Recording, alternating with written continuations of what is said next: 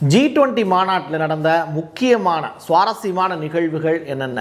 பிரான்சினுடைய அதிபர் Emmanuel Macron செய்த செயல், ஜப்பானுடைய பிரைம் மினிஸ்டர் புறக்கணிக்கப்பட்டதற்கான காரணம், நிஜமாவே புறக்கணிக்கப்பட்டாரா அப்படிங்கிற கேள்வி இருக்குல்ல, அதை வீடியோ காட்சிகளை நம்ம பார்ப்போம். அதை தாண்டி வெனிசுலா மீது இப்போது அமெரிக்கா போர் தொடுக்க போகிறாங்க அப்படிங்கிற ஹாட்டான நியூஸ் ஒன்று வெளியாக இருக்குது. உண்மையிலேயே போர் பண்ண போகிறாங்களா அப்படிங்கிற தகவல். கடைசியாக அருணாச்சல பிரதேசத்தில் பிறந்த ஒரு லேடிக்கு நேர்ந்திருக்கக்கூடிய துயரமான ஒரு நிகழ்வு.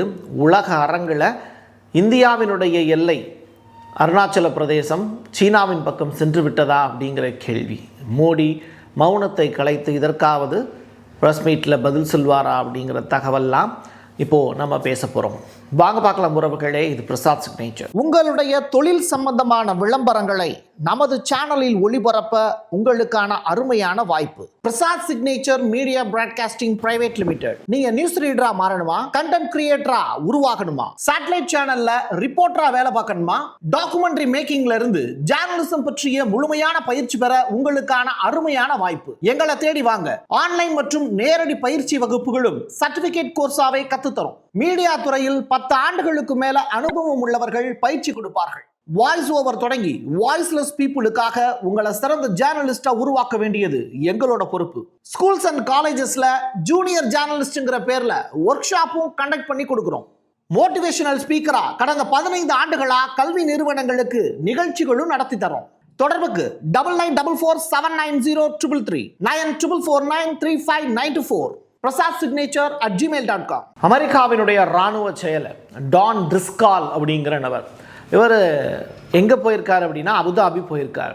இவர் போனால் போயிட்டு போகிறாரு, இதனால நமக்கு என்ன அப்படின்னு சொல்லிட்டு நம்ம கேட்கலாம். ரஷ்யாவை சேர்ந்த பிரதிநிதிகளும் அபுதாபிக்கு போயிருக்காங்க.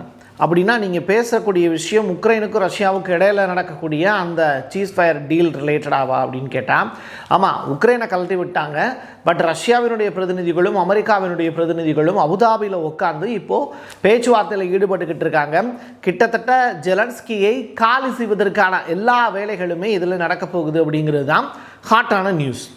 G20 மாநாடு. இந்த மாநாட்டை பற்றி நீங்கள் நிறையா படிச்சிருப்பீங்க, கண்டிப்பாக அதை பற்றி தெரிஞ்சிருந்திருப்பீங்க.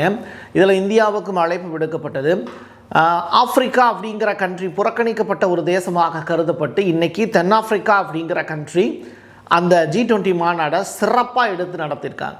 தென்னாப்பிரிக்காவுக்கும் அமெரிக்காவுக்கும் ஆகாது, கருப்பிடத்தவர்கள்னாலே அமெரிக்கா புறந்தள்ளிடுவாங்க. இப்படிப்பட்ட நிலையில் அந்த மீட்டிங்கை சக்ஸஸ்ஃபுல்லாக நடத்தி காமிச்சிருக்கு தென்னாப்பிரிக்கா வித்தவுட் அமெரிக்கா. அதான் ரொம்ப முக்கியமானது. ட்ரம்ப் அந்த இடத்துல ஆளுமை செலுத்துவார்னு எதிர்பார்க்கப்பட்ட நேரத்தில் ரமபுசா அவர்கள் சூப்பராக இந்த விஷயத்தை ஹேண்டில் பண்ணியிருக்காரு அப்படிங்கிற தகவல் வெளியாயிருக்கு. காட்சி ஒன்று நான் காமிக்கிறேன்.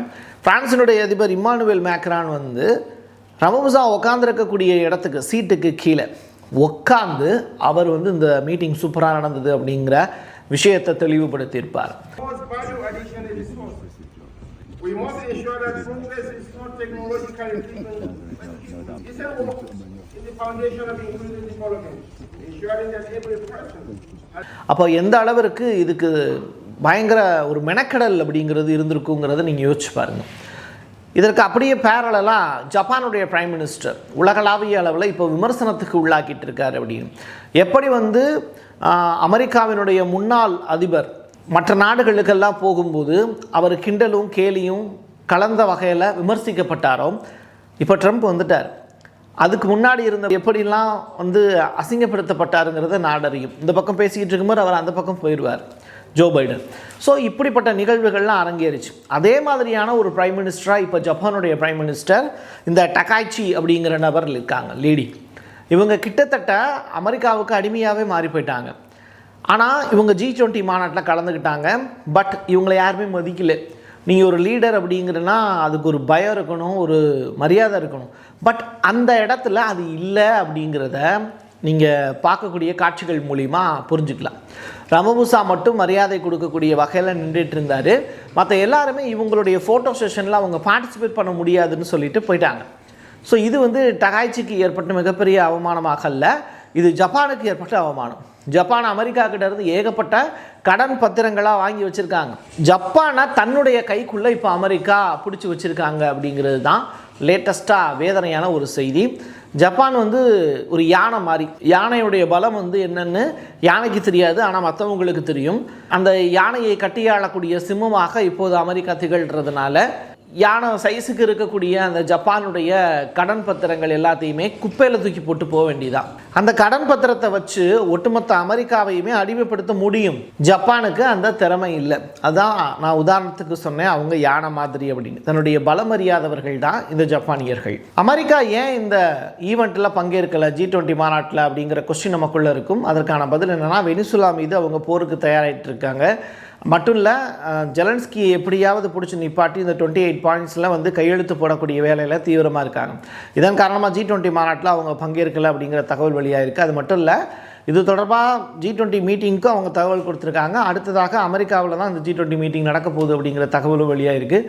Of this G20 summit formally closes this summit and now moves on to the next president of the G20, which is the United States, where we shall see each other again next year. The summit is therefore closed.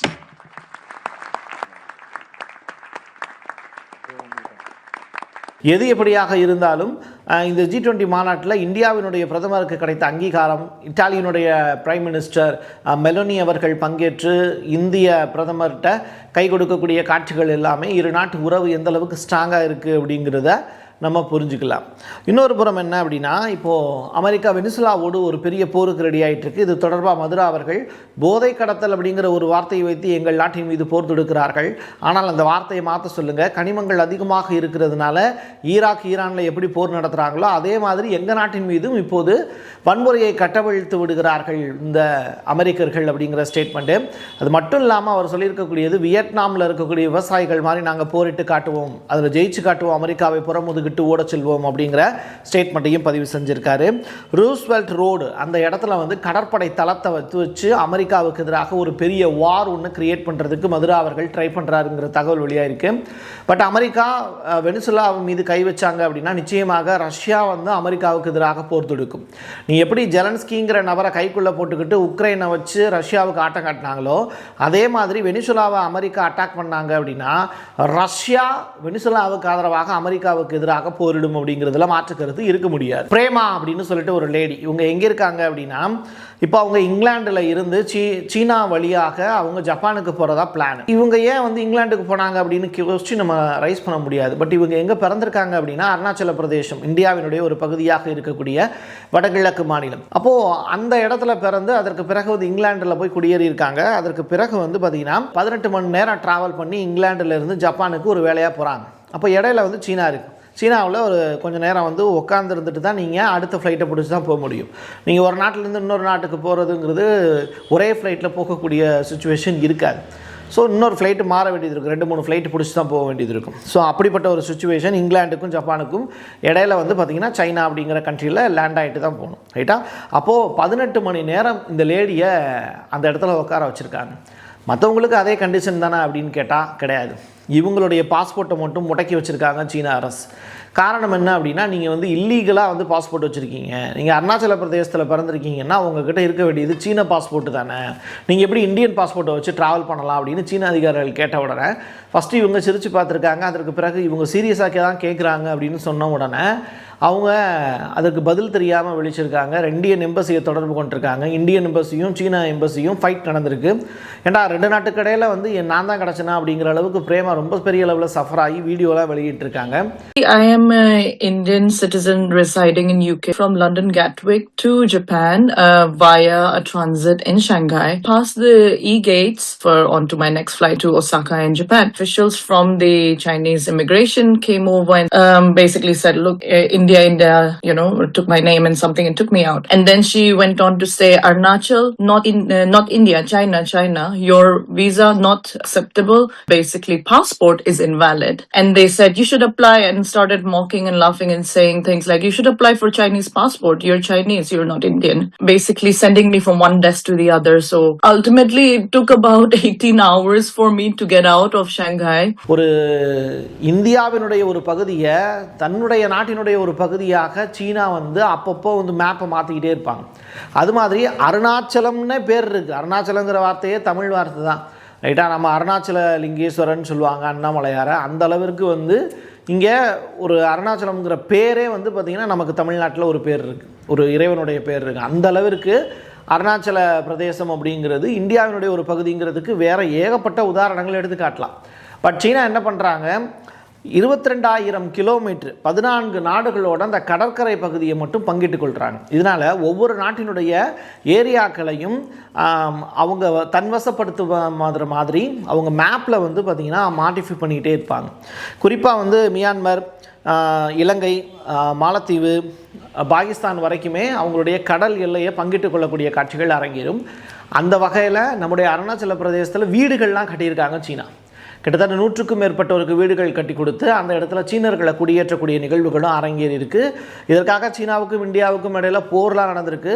ஒரு ஆடு மேய்க்கக்கூடிய நபர் வந்து சீனாவினுடைய அந்த இராணுவ வீரரை துரத்தி அடித்த நிகழ்வுகள்லாம் நம்ம பிரசாத் சிக்னேச்சரில் கடந்த முறை வீடியோவாக போட்டிருந்தோம். அந்த அளவிற்கு சீனாவுக்கு இந்த எல்லை தாண்டிய பயங்கரவாதம்ங்கிறத சீனா செய்வாங்க. இந்தியர்களுக்கு எதிரி யாருன்னு கேட்டால் அமெரிக்காக்காரனோ ரஷ்யாக்காரனோ கிடையாது. முழுக்க எதிரி பங்களாதேஷோ பாகிஸ்தானோ கேட்டால் கிடையாது. இவங்களாம் சாதாரணமான ஆளுங்க. பட் சைனா தான் நோய் பரப்புறதுலையும், சைனா தான் எல்லை தாண்டிய பயங்கரவாதத்தை அப்ளை பண்ணுறதுலையும் கெட்டிக்காராங்க. ஸோ இந்தியர்களுக்கு சிம்மசுப்பனமாக இருக்கக்கூடிய சீனா இப்போ பிரேமா அப்படிங்கிற லேடி மூலியமாக இந்தியாவை மறுபடியும் எல்லை தாண்டிய பயங்கரவாதத்தை தூண்டி விட்டுருக்காங்க. இதுக்கு இந்திய அரசு தக்க பதிலடி கொடுக்கும் அப்படிங்கிற எதிர்பார்ப்பு நமக்குள்ளேயும் இருக்கும். என்ன என் கையெழுத்து, என் மக்களுக்கான உறவுகளே, மீண்டும் ஒரு பதிவில் சந்திக்கலாம். நன்றி, வணக்கம். உங்களுடைய தொழில் சம்பந்தமான விளம்பரங்களை நமது சேனலில் ஒளிபரப்ப உங்களுக்கான அருமையான வாய்ப்பு. Prasad signature media broadcasting private limited. நீங்க நியூஸ் ரீடரா மாறணுமா, கண்டென்ட் கிரியேட்டரா உருவாகணுமா, சேட்டலைட் சேனல்ல ரிப்போர்ட்டரா வேலை பார்க்கணுமா, டாக்குமெண்ட்ரி மேக்கிங்ல இருந்து ஜேர்னலிசம் பற்றிய முழுமையான பயிற்சி பெற உங்களுக்கான அருமையான வாய்ப்பு. எங்களை தேடி வாங்க. ஆன்லைன் மற்றும் நேரடி பயிற்சி வகுப்புகளும் சர்டிபிகேட் கோர்ஸாவே கத்துத்தரும். மீடியா துறையில் 10 ஆண்டுகளுக்கு மேல அனுபவம் உள்ளவர்கள் பயிற்சி கொடுப்பார்கள். வாய்ஸ் ஓவர் தொடங்கி வாய்ஸ்லெஸ் பீப்புளுக்காக உங்களை சிறந்த ஜேர்னலிஸ்டா உருவாக்க வேண்டியது எங்களோட பொறுப்பு. ஸ்கூல்ஸ் அண்ட் காலேஜஸ்ல ஜூனியர் ஜேர்னலிஸ்ட்ங்கிற பேர்ல ஒர்க் ஷாப்பும் கண்டக்ட் பண்ணி கொடுக்கிறோம். மோட்டிவேஷனல் ஸ்பீக்கரா கடந்த 15 ஆண்டுகளா கல்வி நிறுவனங்களுக்கு நிகழ்ச்சிகளும் நடத்தி தரோம்.